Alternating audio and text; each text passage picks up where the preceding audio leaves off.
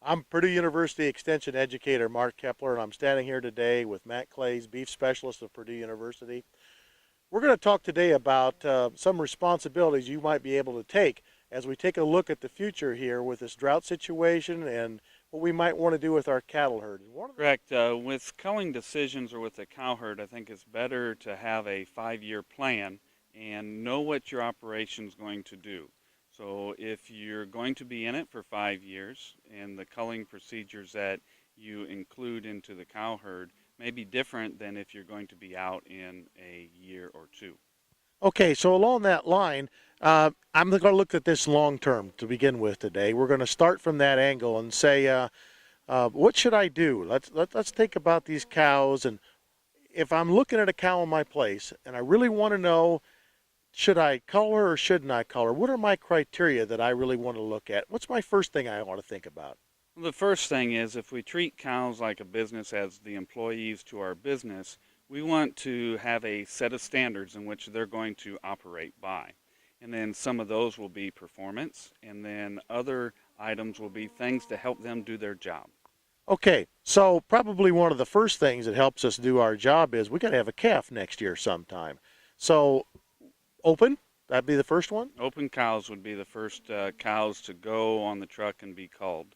And along with that, the cows that maybe are difficult or challenging, bad attitude cows, bad dispositions, they make things more challenging to do your job within the herd, so we probably need to get rid of them. Safety for you and the cow herd. Yeah, I've often, we deal with these animals and we're dealing with something that's very large here and really can hurt us quite a bit, and especially them cows when they calve. If you've got that cow out there you've kept for years and years and years, and you really have difficulty when you're out there calving with her and you're worried about your life, basically, that ought to be one of them that goes along that line. What about feet and legs? Well, feet and legs and those physical attributes that are going to help them do their job.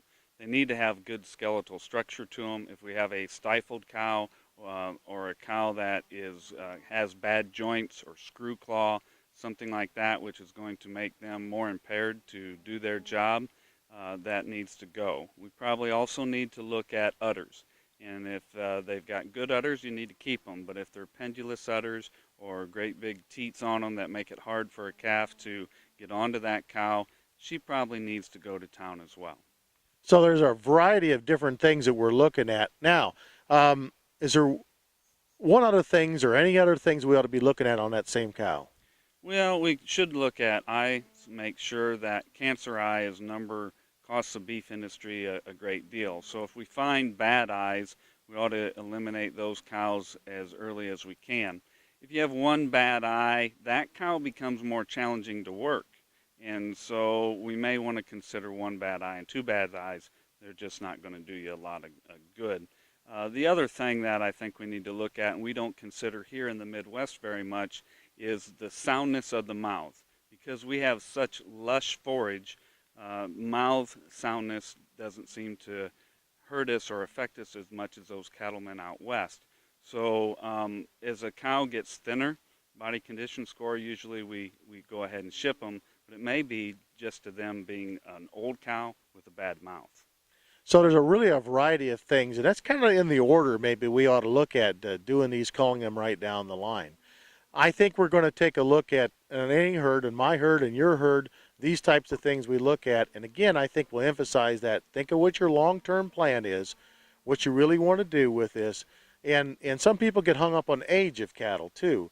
And maybe age doesn't play it plays a little bit of a role into it, but maybe not as much. It depends on what they're really looking like. Along with age becomes those underperforming cows. And the older that a cow gets, weaning weights probably go down, maybe return to estrus, it becomes much longer, and that also has to do with body condition score. So managing that cow, and as she gets older and becomes an underperforming cow, she probably needs to go to town and be replaced with one that's higher performing. Okay. Thank you, Matt. That's some of the things we want to take a look at, and that's some of the things we want to have you do. This presentation was a production of the Animal Science Department at Purdue University.